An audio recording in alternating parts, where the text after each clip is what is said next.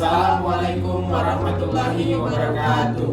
Ya baik, kami dari kelompok 7 yang beranggotakan 3 orang, yaitu saya Farizal Dagang dengan NPM 20077. Saya Fadila Nur Amalia dengan NPM 20002. Saya Maulana Malik dengan NPM 20086. Di sini kami akan menjelaskan terkait sumber pembiayaan pembangunan konvensional, yaitu APBD.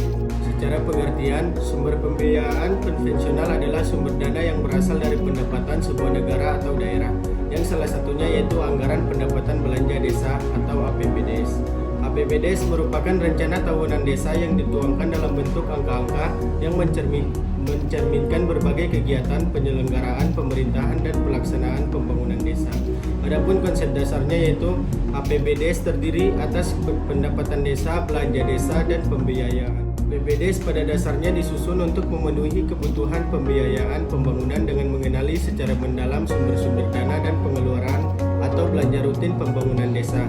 Adapun undang-undangnya, terdapat beberapa landasan peraturan perundang-undangan dalam APBDes, tetapi yang sering digunakan dalam pengelolaan APBDes yaitu yang pertama, Undang-Undang Desa Nomor 6 Tahun 2014. Undang-undang ini menegaskan bahwa penyelenggaraan pemerintahan desa, pelaksanaan pembangunan, pembinaan kemasyarakatan, dan pemberdayaan masyarakat berdasarkan Pancasila, Undang-Undang Dasar Negara Republik Indonesia tahun 1945. Adapun Permendagri Nomor 20 Tahun 2018 untuk mengatur pengelolaan keuangan desa mulai dari tahap perencanaan, penganggaran, pelaksanaan kegiatan dan anggaran, penatausahaan, pelaporan dan pertanggungjawaban. APBDes memiliki beberapa prinsip, antara lain yaitu keadilan, kebutuhan prioritas, terfokus, kewenangan desa, partisipatif, swakelola, berdikari, berbasis sumber daya desa, dan tipologi desa. Serta dalam melakukan pengelolaan keuangan desa, APBDes memiliki asas-asas yang berlaku, yaitu transparan, akuntabel, partisipatif, tertib, dan disiplin. APBDes memiliki struktur yaitu pendapatan desa, belanja desa, dan pembiayaan desa. Dalam pendapatan desa terdiri dari pendapatan asli desa, transfer, dan pendapatan desa lainnya. Dalam belanja desa terdiri dari penyelenggaraan pemerintah desa, pelaksanaan pembangunan desa, pemberdayaan masyarakat desa, penanggulangan bencana, keadaan darurat, dan mendesak desa.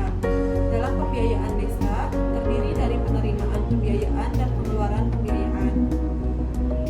Ada beberapa ketentuan dalam penyusunan APBDes, yaitu dapat dilihat pada gambar di samping. Dan terdapat pihak-pihak yang terlibat dalam penyusunan APBDes, antara lain yaitu serta terdapat tahapan penyusunan dan pembahasan APBDes berdasarkan kutipan dari tim P3M ODA tahun 2002 adalah sebagai berikut, yaitu dan terdapat tahapan persetujuan dalam APBDes.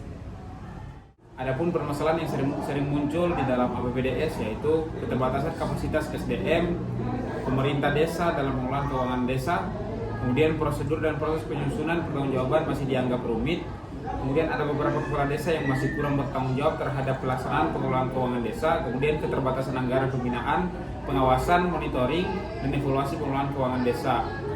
Terus kemudian sering terjadinya korupsi terhadap APBDes.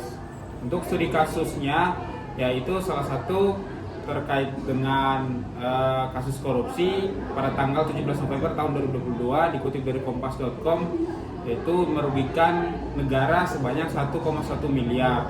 Nah, kemudian untuk kasus ini sampai ke pengadilan yang dimana divonis 2 tahun penjara untuk pelakunya. Kemudian dari pandangan seorang planner, yaitu upaya yang bisa kita lakukan dapat mencegah terjadinya permasalahan tersebut ialah beberapa cara. Pertama, kita perlu mengenali modus dari tindakan korupsi tersebut. Kemudian kita melakukan peningkatan kualitas perangkat desa. Kemudian kita melakukan pembuatan kapasitas pendamping desa, dan selanjutnya itu mengurangi campur tangan dari pemerintah daerah. Baik, cukup sekian dari kelompok kami. Lebih dan kurangnya mohon maaf. Wassalamualaikum warahmatullahi wabarakatuh.